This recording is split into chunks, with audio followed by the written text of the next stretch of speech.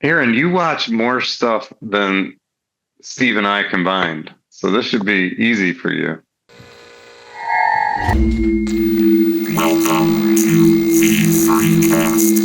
What's happening, everybody? This is V3Cast, episode 42.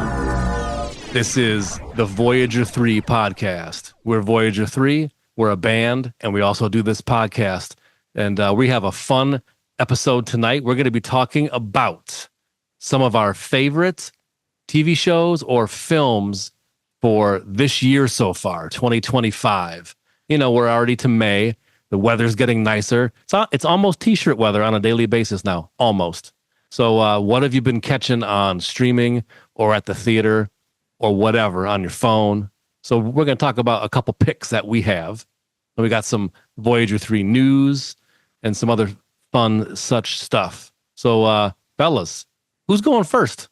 All right, Aaron, you go first. All right. So wait, how is this working? Are we doing? How many you got, Aaron? I'm going off the top of my head. I got I'll do three. I'll do two TV shows and a movie. I saw Thunderbolts a couple days ago, and that was really cool.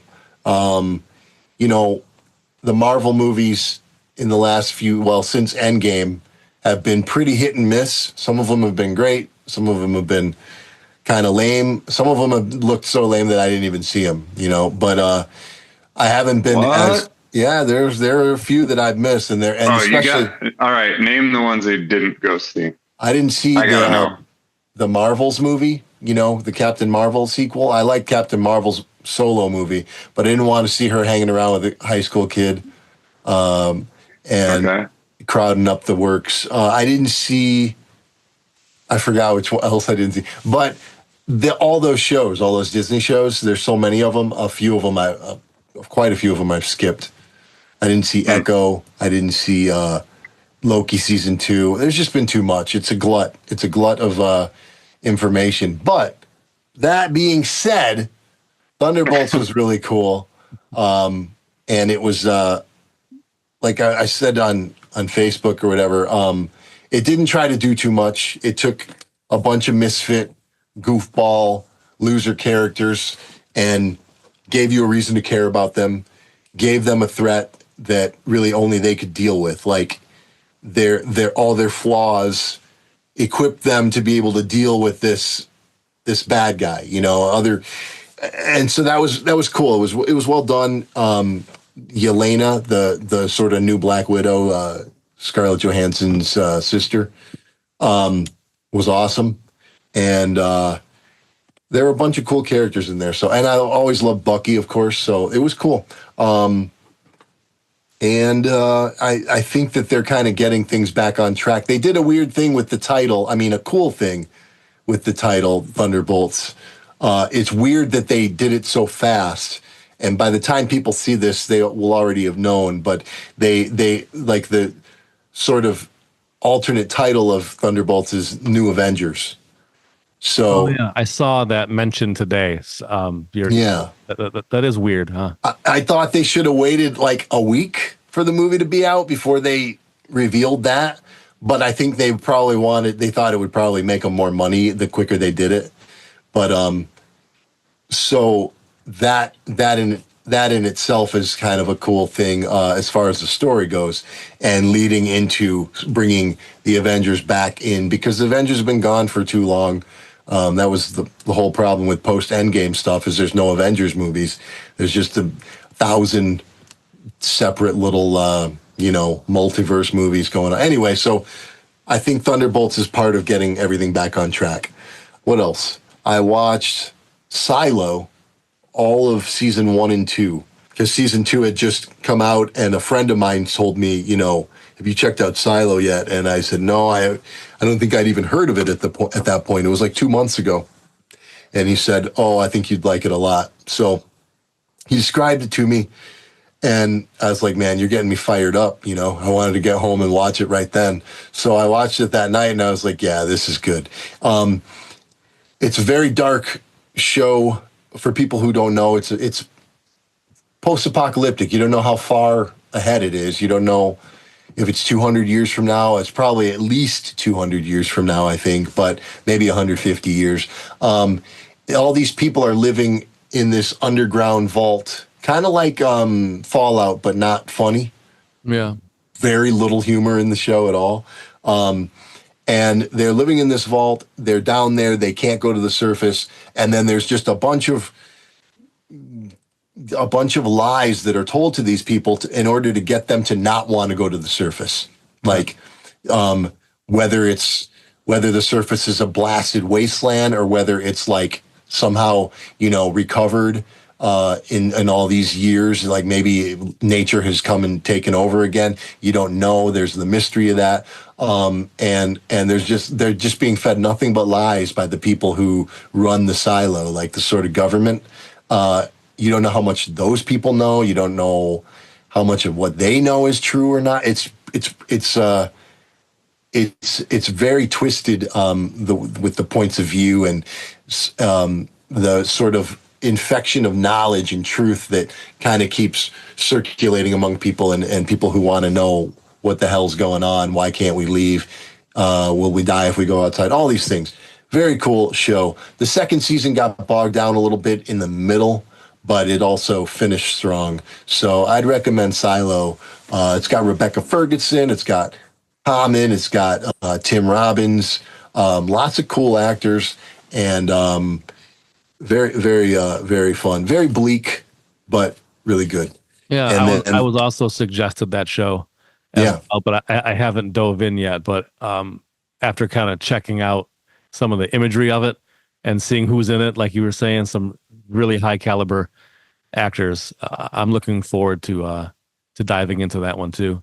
Hey, Yeah. before you give your third pick, what are you drinking over there? Oh, yeah. Yeah, you know what? You look a little parched. I got myself... You're giving us such high detail. Yeah, I just did a 15-minute monologue. A little Mountain Dew. Wait, what? I mean, what is that? No, Dr. hold on. Pepper. Let's do that again. Yeah. Holy cow. Oh, How tired are you? I'm a little tired. Hold on. It's not even green. The can's not even green. Shh, don't say anything. All right. I got myself a little Dr. Pepper. There you go. Very little. It's like a little can. You can see my hand is pretty it's a mini big. can. My hand isn't that gargantuan. So Gotcha. That's exactly how a Miller Lite looks in my hand. A 12-ounce Miller Lite. True. there you go. And And Dr. Pepper, I tell you what, it's after all these years, I still think it's underrated. It's one of my favorite. It's totally go-to underrated. pops, for sure. it's great. Ooh, that's good. Hey, oh, what's that? That Dr. Pepper? That's that Dr. Pepper. Sometimes you don't want a whole huge can. That's too many Thank you. calories. Too many calories. It's a lot of calories. It's a lot of carbonation. So it's perfect. Sometimes you just want the mini there. So Yep. that's what Do you know what I heard about Dr. Pepper that's interesting? What's that? You can stop me if you've heard this before, but when you go to the store, sometimes you'll find it in different shaped plastic bottles. So you'll either find it in the Coke shaped plastic bottles or you'll find it in the Pepsi shaped That's true. plastic bottles. And it's because neither company owns Dr. Pepper. And what Dr. Pepper does is they just go with who's ever cheapest To bottle it for them, you're saying? to bottle it for them. Yeah. So Okay. they're not like, They're free agents. they're free agents. They're not a Pepsi product. They're not a Coke product. So they'll use either one, whichever is cheapest to bottle Dr. Pepper. So sometimes you'll get it in two different plastic bottles. I think it's the only pop that is like that. So And Well, somehow that appeals to my punk rock sensibilities, and I like Pepper even more. Let's give it up for Dr. Pepper for being Dr. independent Pepper. for all these years. It's like Right. 200 years of Dr. Pepper owned by nobody but themselves, But the doctor. the doctor. Yeah. So yeah, that's that's what I heard, but I heard it on the internet. So I don't know. If there's anybody listening that knows better, that's just what I've heard. If you hear it on the internet, you have to take it with a drop of Dr. Pepper. So be careful. That's right. Be careful. All right, Aaron, what's your third pick? I forgot my third one. That beverage was so smooth and tasty and ice cold and Yeah. bubbly that I'd done forgot my third That's pick. it. I really did. Hold on a second. He I really guess- did forget. For my third thing, I'm a few episodes behind, and it's not a new show, but it's holy shit. Oh my god! I don't think Aaron's gonna make it through He's this not gonna episode. make it. We're gonna have to just Okay. like tape a cutout Polaroid of him on the chair and just have that be there. Yeah. And then Okay. like one of us will have to do an impression of his voice. Yeah, there you go. Okay. I'm gonna write it down. Write down that you're drinking Mountain Dew. Okay, hold on. I'm writing that down. Slash. I gotta go back to the notes. Back to the notes. That's right. Okay. My third pick is it's not a new show, but it's a new season of a show, and I'm a few episodes behind, but I've watched the first 3 episodes of Andor, and I like it, but it's like you have to put in work for Andor. I felt the same with season 1. At first, I didn't like the show, or I don't remember if I liked it and then I didn't like it and then I liked it again. It's a slow-moving show, and that shouldn't bother me. Normally, that's not a big deal. But for some reason with Andor, it tests me. It tasks me, and I shall have it. It's like there's a lot of people in parties, like weddings and celebrations, and they're staring at each other, and they have information that each other needs, but the other people in the room can't know. So they're like looking at each other very tensely. And it's like, if you guys are trying to pretend everything's normal, you're doing a pretty bad job of it, because everybody at the party can notice you two get people staring daggers at each other. And that's not the best, like, as far as like when you're in the resistance or the rebellion, you should be acting a little more natural and festive at a party. But it does a lot of things like that. Their stealth game needs work. Kind of, and you're waiting for things to happen. What you really want to see, you know what you want to see. I mean, this is Andor, right? You And it's want Luke Skywalker to show up and whoop everybody's ass again? No, Luke is about. No, actually, he's almost what you know in A New Hope. But you want to see Andor just blowing away, Imperials. You want to see him just killing stormtroopers left and right. But they don't give you that unless you earn it. And you get it sometimes in certain episodes, but you have to wait for it.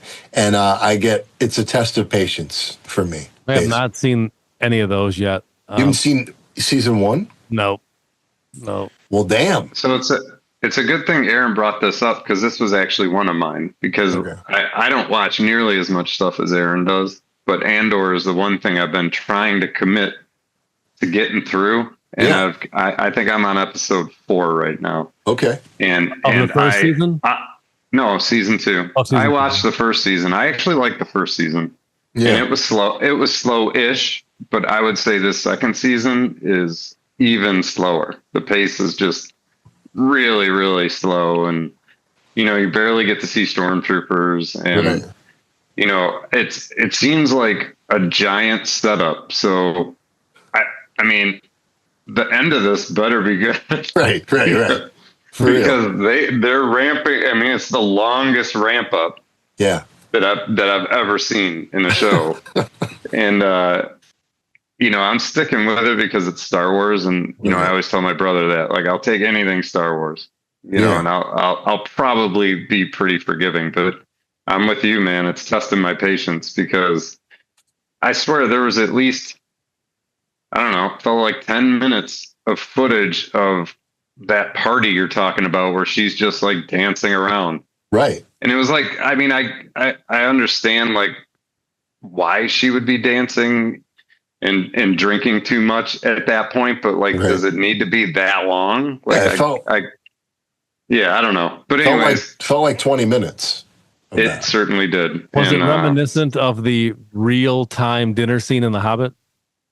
Yes. Okay. Yeah, it's the same thing. I just checked. That's exactly what it is. Yeah. And but yeah, it does test your patience, but I'm going to stick with it because I got to think it's going to pay off. It's got to, right? If it doesn't, I'm going to be highly disappointed. I have a friend who loves it, and he pointed out to me, and I'm going to try to use this because he pointed out that the acting in the show, he's like, it's like the best Star Wars acting I've ever seen, and he's got a good point. And he also pointed out that the sets are all real. Like, there's CGI, of course, where they have to enhance stuff, but he's like, they build sets or they go to locations and shoot in real places.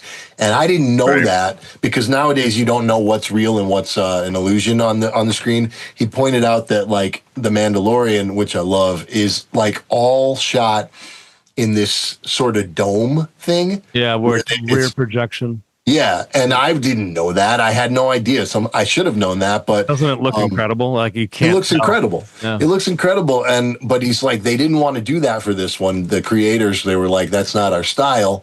So they use practical sets and stuff.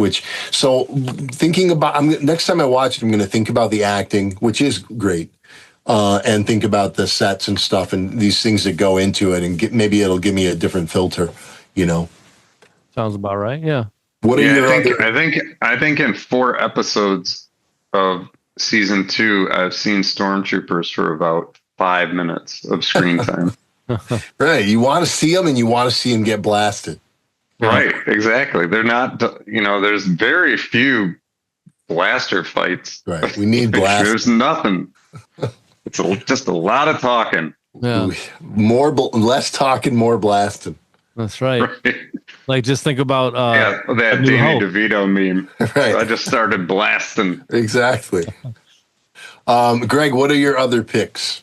Yeah, so like I said, I don't watch nearly as much as you, but I did finally watch Nosferatu because I was interested in what that new take was. Yeah. And like, I don't know, man. I don't like Nosferatu with a mustache. Am I just wrong about that? Like, do people like that? Well, sure. I think a couple people, not many people liked it. I haven't seen it, but I don't think many people liked it. Well, I hope that's not a spoiler, but Nosferatu has a giant mustache. It's like it's like a comb above his lip. And I don't know, man. Like, it's hard. It was. Well, I mean, it's just hard to dismiss the original imagery of Nosferatu, like that original silent film is just so ingrained in my psyche that maybe I'm just like too old, maybe young people, it worked for them because he does seem really like gross. He did a good job of making him gross. Yeah. But he's definitely like not as scary. Do you think the mustache just makes him not scary to me? It makes him quite ridiculous. It seems like a guy, like just a dirty guy that you would meet at a bar somewhere, like right. The mustache takes away from the scariness. Yeah. Right. It takes me right out of it. Maybe I'm wrong about that. Maybe other people think it's scary, but I don't know. Do you think But I will say that it looks amazing. Like, the way the movie looks is great. I mean, it couldn't be better. But I don't know. I mean, you're talking about Nosferatu, and like the character design was just off. I don't know. Like, do you think that they had a challenge? Maybe they had to challenge themselves with knowing that there was the original Nosferatu. There was the 70s remake with Klaus Kinski.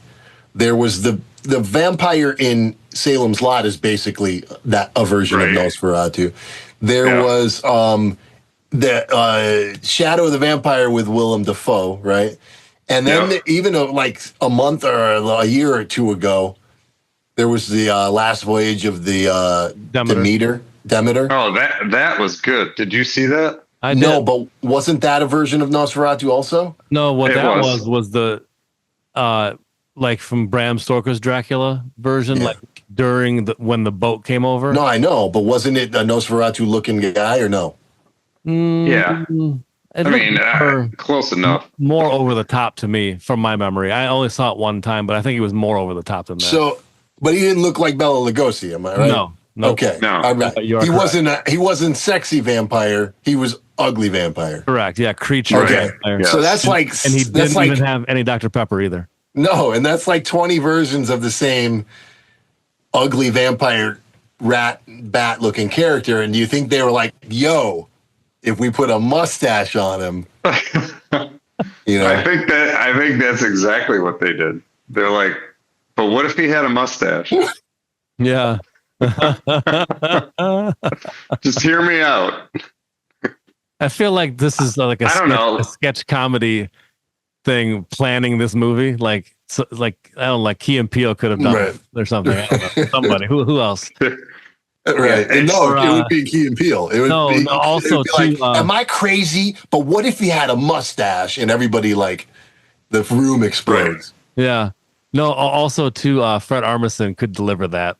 Yeah. That kind of thing. Like he's this hip director and he's got an idea. Right. And the rest of the room is like, this guy's crazy. Right. He can't have a mustache. But then somehow he wins everybody over. And like you cut right to the movie poster and there he is with the mustache, you know? Yes. Oh my God. Greg, what's your beverage of choice today? Oh, yeah, I got a new variety pack from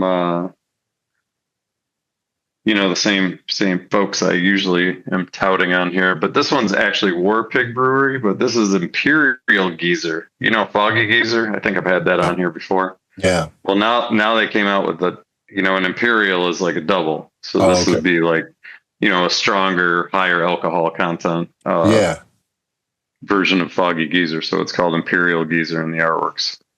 Somewhere on here. Is it War? Look at that. Isn't War Pigs? Isn't that a Three Floyds brand or no? But I think they are owned by the same folks because they do like split 12 packs. Yeah. So where half the 12 pack is Three Floyds and half is War Pigs. Okay, they're buddies. So yeah, I think they're kindred companies. Yeah. So I'm actually curious to hear what people are going to say in the comments, like if I'm just being an asshole about the mustache. But it was distracting. I'm not kidding. It divided. I think he had like parts of his meal in there. Yeah. All I could think about was that stupid mustache. And yeah, because when I'm eating a coney, I get crap all in my mustache beard. And his was like, your mustache is tame. This is like, I'm telling you, it's like a floor broom. It's like thick and full. Yeah. And he's biting full on necks of humans. So that thing's got to be full of blood, weeks old blood. Mm-hmm. And pieces of. I guess maybe in that way it is kind of cool. I don't know. Like he's got like chunks of neck and blood and shit in there. Yeah. Big old pieces of neck meat. Yeah, exactly. It's all up. So maybe I don't know. Maybe I'm completely wrong about. We might be turning around on the mustache. Yeah, I might be changing my mind now. It's all right. It's like when it's like after Jaws ate Quint, and he comes bursting through that window, and you could see all like he hadn't flossed or anything. There was like a lot of sinew and tissue hanging from his teeth. Yeah. That's kind of what maybe they were going for with Nosferatu. Maybe. That sounds right. And that's pretty sinister if you ask me. That's pretty sinister.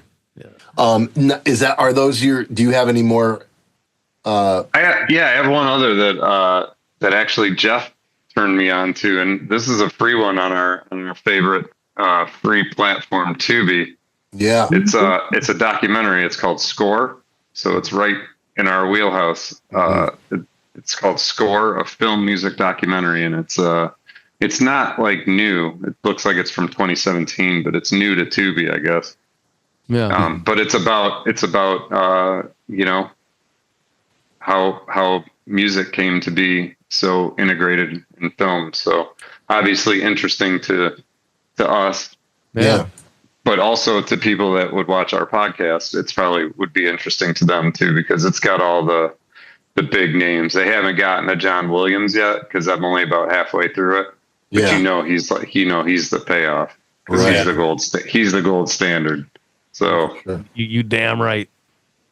That's cool. awesome. but they mentioned Morricone. They mentioned Bernard Herrmann. Yeah. So they're ramping up to like John Williams and maybe Danny Elfman or like some of the more contemporary guys. But Did they mention Jerry Goldsmith by chance? I'm waiting for him too, because he's my guy. Yeah. That's my guy. So anyways, I'm only about halfway through it, but it is on Tubi, and I wanted to mention it in case people were interested. They might not know that there's a documentary about film scores. So I'm writing it down right now. How do you spell that? score? How do you spell that? You spell it DRPEPPER. Yeah. It's called Score, a film music documentary. Yeah. It even has a colon in there, Aaron. Oh, excellent. Man, that's extra fancy. Yeah. Good Sweet. picks. Good picks, man. We even got a Tubi pick for free. Yeah, I know. Yeah. We haven't talked about Tubi in a minute. It's been a while. All right, man. I got 2 picks and an honorable mention. Oh, here we go. I could have just said I had Why 3 not picks. just have 3 picks? We both had 3 picks, you jerk. I know, but I just frame it a little differently. Yes. Okay, so the first thing that I have Nigel enjoyed, Tufnell of this band. yeah. the first thing that I've really enjoyed this year, and I took a break from it too, and for no reason, because I love it. I just happened to have not watched it in a while, but I binged this whole new series of Black Mirror, and it's series 7. Yeah. Watched all of them except for one, which is kind of like a tip of a hat to Star Trek, from what I gathered. So that's the last one I have to watch for this series. But every one of them is just what you'd expect from Black Mirror. A future just a little bit over our current horizon. That's very believable. Nothing too far fetched. That wait a minute and we'll be able to do that kind of stuff. Yeah. All the baggage and controversy and inner turmoil of choices that comes with it. But really loved it. And the standout episode to me is the one that Paul Giamatti is in. Obviously, everybody knows he is over the top, excellent actor. And he brings it in this episode. Just watch that one. Not necessarily first, because there's no order. It doesn't necessarily matter what order you watch them in because they're not connected. Right. But I loved that one in particular. Yeah. So Black Mirror never disappoints, pretty much, right? Nice. Yeah. Any of sure. any of those episodes better than San Junipero? No, they'll never have a better one than that. That's my absolute favorite of all time. Seriously. I want that score on vinyl so bad. Yeah. From that episode. Yeah. Same. It's very expensive though, because it was like a kind of a limited run. Yeah. And, yeah. I was late to the game, so I did not get a copy. So now it's on my wish list. Yep. Same. But yeah, if anybody who hasn't watched Black Mirror at all, start with San Junipero. Yep. I forget which season that was in, or series. That might be 3 or 4, maybe, but it doesn't matter. You just look it up and it'll go right to it. And also too, though, the Clint Marshall score for San Junipero is on streaming, so you can at least hear it digitally until you can find. Yeah, but I would contend that on eBay.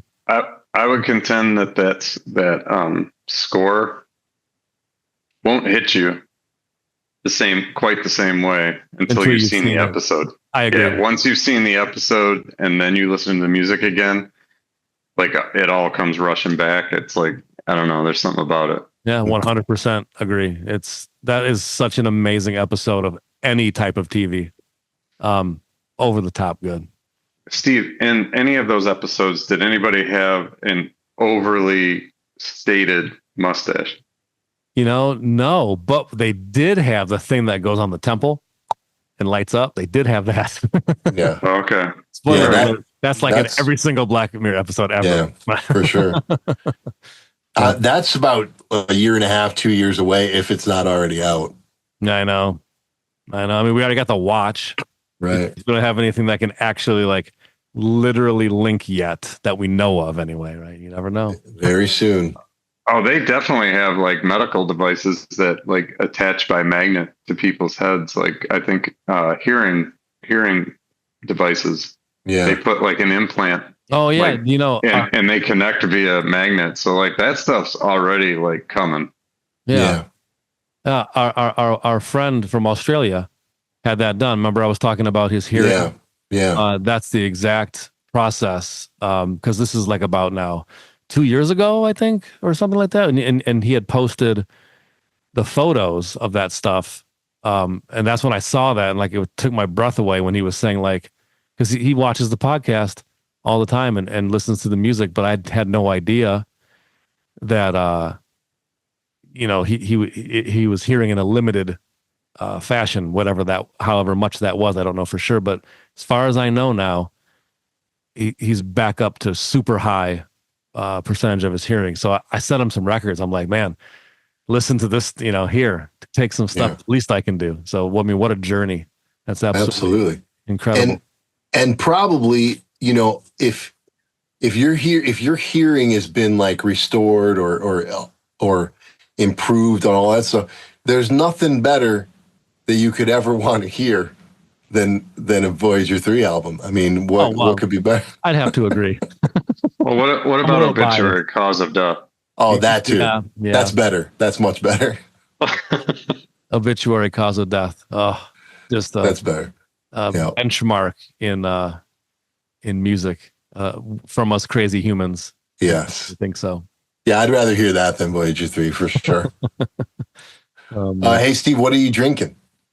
Remember how I mentioned at the top of the episode that it's May, the weather's getting warmer. A lot of days are t-shirt days now. You said you've been taking off your t-shirt, didn't you? Well, what happens is I switched to. He said he was going to take his t-shirt off during the episode. Right. So with the warm weather, it brings up my love for tonic water. So I got myself a Schweppes tonic water with a glass fresh cut lime. What? Show me that lime, man. Fresh cut lime. Oh, beautiful. Is that just on the rim, or did you squeeze that in there? I do both. So first I pour it in there gently, because you got to be careful with tonic water. If you jostle that some bitch just a little bit, when you open it, it's all over. It's all over you is what it amounts to. Right. Yeah, it's like Sorcerer. You can't drive that stuff around in a truck on a wobbly bridge. That's right. It'll blow up. Here's a pro tip. Before you squeeze the lime into the glass, go like this. And what go is all that? around. I can't even see what you're doing. Got to go all the way around the glass with the lime. Yeah. Because then you put lime juice all over the rim of the glass, and every sip got lime in it. So you get that a squeeze, and you get the lime juice in there. Oh yeah. And then look at that. Just drop it right in there. Doesn't matter. Nosferatu would get that lime juice all wrapped up in his mustache. Right. If he was drinking that. He'd have lime pulp in his mustache. No doubt. He would, for sure. And neck pulp. Oh, hey, this has a good taste. That's good. I like it. I love me some tonic water, man. It's delicious. Okay, so this whole springtime, I've also been on another TV show kick, another series. I think this one's on Amazon, if I'm not mistaken, but you can look it up and easily find out. But it's a kind of a supernatural thriller, maybe a splash of horror in there, but really good characters. I think the characters carry it more than the other elements I just mentioned. But it's The Bondsman, starring Kevin Bacon, and Beth Grant plays his mom. And I love her because she's very quirky and fun. Like a lot of the roles she plays are a little similar. She kind of, just her delivery, I guess, is reminiscent of other roles. And Jolene Purdy is kind of the social worker in a way. And when I tell you the premise, it'll make sense. So this happens in the first 10 seconds of the series. It's also in the trailer. So it's not a spoiler alert, but just in case you don't want to know anything, hit mute. But Kevin Bacon's character is a bondsman, like Dog the Bounty Hunter or fill in the blank, whoever else, you've seen this on TV and stuff. So he gets bounties and gets paid for it. So he goes to this hotel, knocks on the door. The guy runs out. He puts one of those little choker with a pole things on him and wrestles him to the ground. This is, like I say, all in the first 12 seconds as soon as the scene starts. But he gets jumped by another guy and he gets killed. The guy slits his throat with a knife and he's dead. Main character dead. First 15 seconds. And then the series goes from there. So it's a really cool setup. And like I say, I think the strongest part of the series is the characters and the interplay, and you start to really like these characters. That's the strongest part of it, but it's also got cool effects, and then it's this kind of cool building of a story and situation. So I recommend it. I think that's only also 8 episodes, so it's not a huge commitment. Okay. Watch. Let me make a note of this. Yeah. And write that down, Aaron. For episodes, just go ahead and do EP because it's quicker. Yeah, I'm going to do EP. I don't have time to write episodes. Now, is this bondsman or bondsman? Like, is there a group of them? Bondsman, it's just him. Okay. You just pronounce it more like bondsman? Yeah. Like I'm also in a hurry, so I tend to say things a little, a little rounded cornerish, if you will. Yeah, you kind of take liberties with it. That's Aaron's okay. got himself a Dr. Pepper. Just Look like, how big it makes my hand look. yeah. Aaron, chill out on that mini can. That's like a 2-sipper. You don't I'm want Like this is like the Hobbit. It's like special effects of the Hobbit or something. Or no, like, the reverse. The reverse of that actually. like Andre the Giant. Yeah. Okay, then my third pick / honorable mention. Honorable mention, yeah. This is an actual film that my wife suggested to me. She sat me down and she goes, "Hey, I watched this last night when you got rehearsal. Go ahead and watch this. Trust me, you'll like it." And I'd never even heard of it ever. She just she just put it on and we watched it. And it's fun to go into a film absolutely completely, ignorant of anything about it. But it's called Novocaine, and it stars Ray Nicholson, which is Jack Nicholson's son, and Jack Quaid, which is Randy Quaid's, right? Randy Quaid, right? Yeah. No. Dennis Quaid's son. Dennis Quaid, thank you. Yes. I had a feeling that I said that wrong. His son, and Amber Midthunder, who was in Prey, who we talked about a few years ago when Prey came out. She's in it. This one also has a premise that you would know immediately if you watch the trailer, and also it gets revealed in the first 8 to 10 minutes, but I'm not going to say it in this one. But it's a major premise of the whole film and how the whole film operates. But it's very cool. The acting is great, especially Jack Quaid, who is the main character, right? I want to make sure that he's the main character. I thought he was. From the trailer, it looked like he was. Yeah, I'm pretty sure it's him. What he has to do because of the premise is incredible. It's just cool. It's unique and original to me. I've never seen anything like that. Totally recommend the film. Excellent fights and a pretty cool story. I mean, the story in this particular film doesn't need to be mind-blowing that you've never seen this kind of a story take place before, but it's the premise that makes the story excellent. So check out Novocaine as soon as you can, and I think y'all will love it. Speaking of, is her name Midthunder or Midhunter? What is it? Midthunder. Speaking of her, they got that new Predator movie coming out, and it looks amazing. Yeah, I like the flip. At least it seems like it's the flip. I mean, we could be getting tricked on him. I mean, I don't know if it's like about necessarily good or bad or whatever, but he's the one we're following. Right. So the predator himself. So that is different. We got to talk about the I don't know what the face. Like it doesn't look right. I feel it doesn't look right. I don't think all predators need to look the same. All right, but are they trying to make it look right? Look a little more human-esque to relate to it and be, you know what I'm saying, a little more comfortable. That's my take. It's there better be something in the movie that explains it. Greg, you're too hung up on bad guy aesthetics. Let a player play, man. I want it to look like a predator. Hey, man, let a predator pred, man. Yeah, man, let him pred. You gotta let him pred, man. You gotta let him pred, man. Now let that motherfucker pred. It looks weird. Man, you gotta make a motherfucker not be able to pred anymore, man. What kind of fucking world is this shit? You're gonna tell a predator. Predator gonna pred. You're gonna tell a predator how to pred. But it's just like the mustache thing we already talked about. They've done they made it look different on purpose, and it doesn't look right. They've done 40 Predator movies, and they're like, I don't care. They have an established way that they look. Let's change the look so he can be fresh and new and relatable. He can be like. He's the hot predator. He's got to be relatable to soccer moms at 27 to 36. He's got to be relatable. Yeah. Yeah. He's the hot predator. I don't like it. And by the way, my brother is the one that sort of like convinced me that there's something off about it. Well, I was ready to let it go. And then my brother laid into me and he's like, what is going on? It does not look right. All right, so Aaron, like, you have to also, you might be right.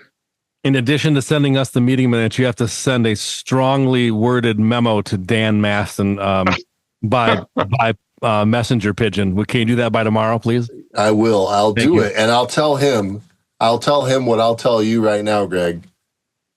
You got to let a predator pred. Yeah, you got to let a predator pred. What I think is this.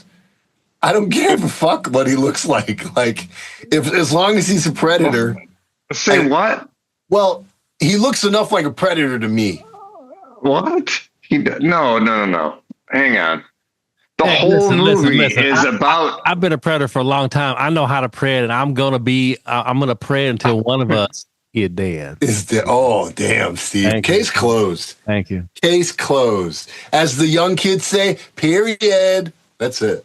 Oh, I didn't know that. See, that's the new mic drop. Yeah. Okay, I didn't realize. They say it all the time. That hasn't reached elementary school yet. Right. I think this would be excellent discourse for the comment section as well. Absolutely. Usually you people in the comments are always against me. Like, I'm always the one with the bad opinion, right? Like Rocky IV. So maybe this time is my chance to be redeemed, and they're going to say you guys are wrong. They probably will. I think they'll be with you on the mustache and the predator. Okay.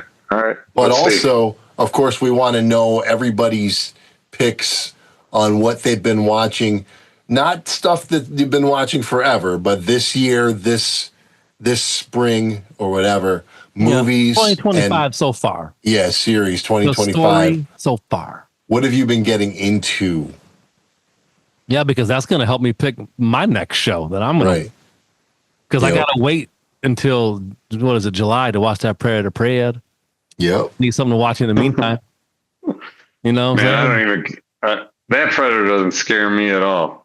He's a good guy. He's not supposed to scare you. You're supposed to relate to him. He's busy, like, taking care of his teeth and. You know what I mean? Like, he's trying to look good. He's got those perfect like hair things. Like I don't know. The women want him. He's going to the gym. He's going to the Predator gym all the time. The women want him and the men want to be him. Yeah. Yeah, that's what they I want. want to be a gnarly predator. He's got them real fresh kicks. It's called the Pred Treads. You ever seen those ones? Man, they're really good, man. They're really good. Oh God, They sold out right now though, so you gotta wait. You gotta go on eBay to get them. The Pred Treads. Damn. Pred Treads. Yeah, for real. I don't know, man. Sold out real quick. Greg, I'm surprised you didn't get some. I know Colin gets some Pred Treads, doesn't he? Colin gets all that shit. And here's why I think they have a mountain to climb, because Prey was so good. Sure was. Yeah. And now they gotta follow that up, and Hey, I'm gonna be like Gary Delabate on the iPad. It's a bit Greg, of a you misstep. gotta put your faith in this Predator movie. I'll tell you why. Because the people that made this one, what's this one called? Predator what? Just Predator. Badlands. Predator. The people who made Predator Badlands are the ones who made Prey. So Greg, they have Pred. Cred. Damn, Steve is on fire, man. Thank you. So you got to give it to, you got to just let it be. It'll work out. Yeah. Okay. They have Pred cred. So just, You know what I think's gonna happen? Here's my prediction. It's going to be awesome. That's what I know. Listen, once that Predator starts kicking ass all over the galaxy, you won't care what he looks like anymore. that's true. Fighting that big old Predator bear thing, whatever the hell. I that just thing hope- was. I just hope he puts that big Predator helmet on, like For real most of the quick, movie. like for the whole movie. Yeah. Just keep Like, the I helmet on. Yeah, maybe the part that we've seen is just like the training montage when he was like becoming a predator, you know. Yeah. And then he's going to keep the mask on the rest of the movie, and then maybe I'll be all right with it. Greg's trying to work in his Rocky IV fantasies into Predator Badlands. I got you. That's right. I'm picking it up, and that's cool, man. I'm with you. I'm with you. I'm okay with that. Yeah, he's going to fight a Russian predator. That's my dream scenario. Yes. Yes.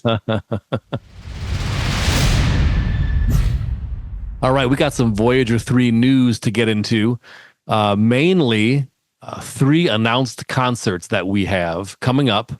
The first one is May 31st in Lansing, Michigan, at the Avenue, with special guests, our good friends Cavalcade and Lucius Fox, who are very excited to play with all those guys. It's going to be a wonderful evening. Yeah, Cavalcade's amazing, and Craig has done a bunch of our artwork. Well, I mean, he's done at least a handful of shirts for us. Yeah. Yep. Yeah, that dude makes the best flyers. I know. This will be our first time playing in Lansing in a few years. I don't remember how. Since before COVID. Yeah. Yeah, absolutely. And we run into Bradley all the time, right? Like I remember he came out to Motor City Nightmares. He was at that show that we played out in Grand Rapids too, right? Oh, the Muskegon one, the Muskegon show. Oh, Muskegon, yeah, that's right. At the comic day. He was there. Like he goes to all the great conventions. So, anyways, looking forward to playing with those dudes. Yeah, that'll be awesome. Yes, indeed.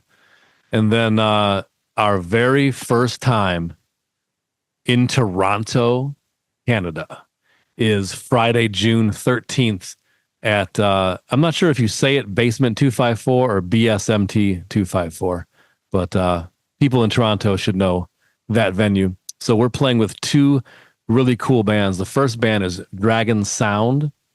They are a band that covers the music of Miami Connection. And The Great Octopus is also on that bill. And I think they're releasing an EP that night too. So it's just going to be fun festivities and rock and roll and a lot of synths and all that kind of stuff all night long. So our first time in Canada, we were trying to go before, but COVID lockdown, canceled everything. So we didn't get to go back in 2020. So this is going to be it. So mark your calendars for June 13th. And then we're back at Smalls in Hamtramck, Michigan, another venue we haven't played since before COVID, believe it or not. So it's been quite a while. We end up, playing just other spots or other states and towns. Just never got back to Smalls. But now on Saturday, July 26th, that streak comes to an end and we're back at Smalls with, this is a stacked bill. Are you ready? Yeah. All these bands we know people in them. We've been friends with them for years. We played with most of these bands too. So direct support is War Horses. We love Lynn and Easy. Oh, and do you know who plays bass now? You know, it was Nathan for years playing bass from Divine Esco and other bands like that. You know who plays bass now? Who? Dean. Do you remember Dean? I do know Dean. Yep. Sound guy at Alvin's for like during the 90s. He's playing bass now. So super cool. Yeah. And it's like a reunion. I know, right? For sure. And then Stormfeld is playing. Now that is Jay from Rogue Satellites, his other band. I think it's just two of them. I think it's just him and a drummer. And they're heavier, a little more grindy, type of thing. And we saw them actually when we went to Godflesh like 2 years ago. We talked about that on a past episode of the podcast, and we had dinner at that excellent restaurant in Mexican Town. Mm-hmm. They opened for Godflesh, Stormfeld did. So they've been going, and they have a new record coming out shortly. And then opening, this is a band that we played with last year at Diesel, and they just blew me away. The great musicians, and their singer, Allie, is just ridiculously good. Like just vocals, top tier pro level vocals, man. Just such a good singer. But they're going to do a special acoustic set. Forge the Sun is going to open the night. It's going to be fantastic. So you have 3 shots in Voyager 3. Yeah. some friends of ours were asking me if there was any reason why Forge the Sun got on the bill in particular, like anything that comes to mind. I asked them because I mean, what we play with. Oh, right. They were talking about the name. Yeah. Is there anything about the name that rings a bell with any of the people in this band? That's right. Yes, because our very first band that the 3 of us were in was called Forge. For those who don't know that, people were saying that Steve was cherry picking bands that that took me back to the 90s, right? The heyday. carrying on our namesake, like legacy. Yeah. They have a new song that just came out. So here's our plan. If everything goes right between when this episode comes out and the show, which is the end of July, we're going to have somebody, 1 or 2 people from each band on each episode between now and the show to come on to V3Cast and just chit chat for 5 minutes or so and answer a couple questions or just talk about music or whatever. So it'll be kind of cool to get the chance to kind of meet these folks. And then on July 26th, we all play live for you. It's going to be cool. We're going to find out how they feel about Nosferatu's mustache. Right. That's what we're going to find out. How many get to the bottom of it. Like Dr. Pepper? How many like Mountain Dew? We can kind of figure those out. Do they think a predator should pred? Where are you on that type of thing? That's important stuff. Well, it wouldn't be V3 Cast without some goofy ass topics like that. So yes. We're going to close it out this episode with a little segment we like to call Collecting Cool Stuff. This time, spotlighted is Steve. Oh, man. I cherish this one. This was a gift. A gift from Mr. Greg Maston, as a matter of fact. A Christmas gift. Everybody knows how much I love Planet of the Apes. Look at this. Nika, ape, gorilla soldier. You kidding me? You haven't had that thing out of the box yet, have you? I have not. Look at that, man. You leave it in there. Don't listen to Aaron. You leave it in the box. I know. 3 different heads, the rifle, a backpack, all kinds of high detail stuff, man. A pistol. That is and then, beautiful. Of course, that's a full color photograph on the other side of a way that you could possibly model this action figure. Oh, hey, so one of the heads has the leather helmet, right? Let me see. I can't quite tell. It's too dark in this angle. No, I don't think it does it? I don't think it does. No? I just think they have different expressions. Is it from a specific movie?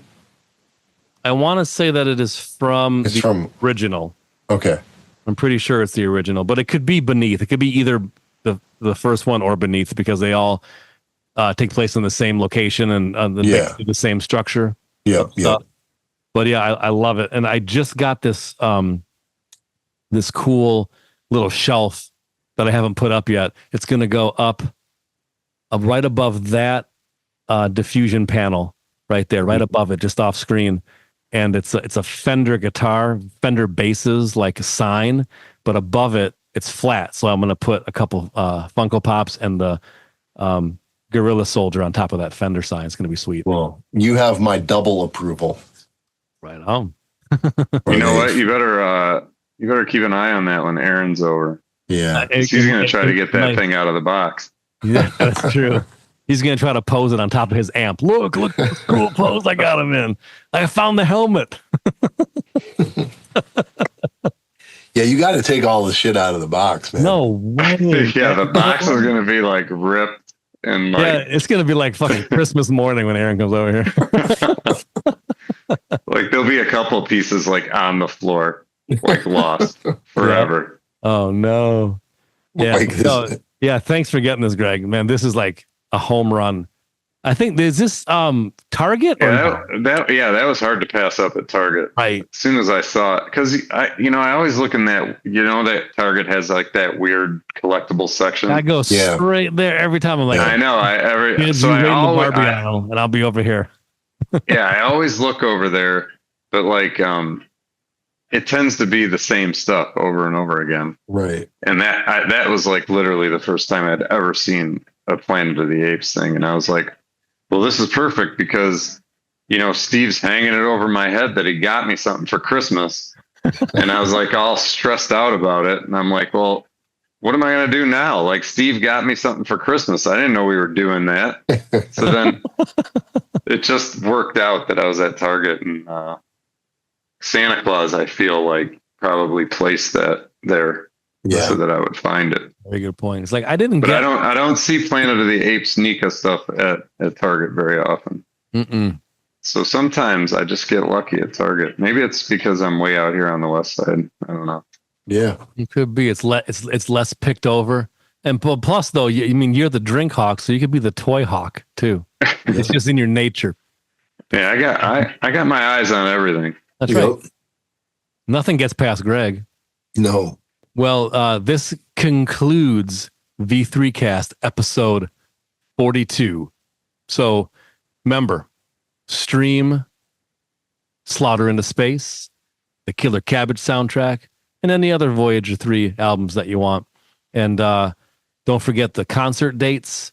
And we're going to have the musicians from the opening bands to the July 26th show on soon. And until next time, keep rocking.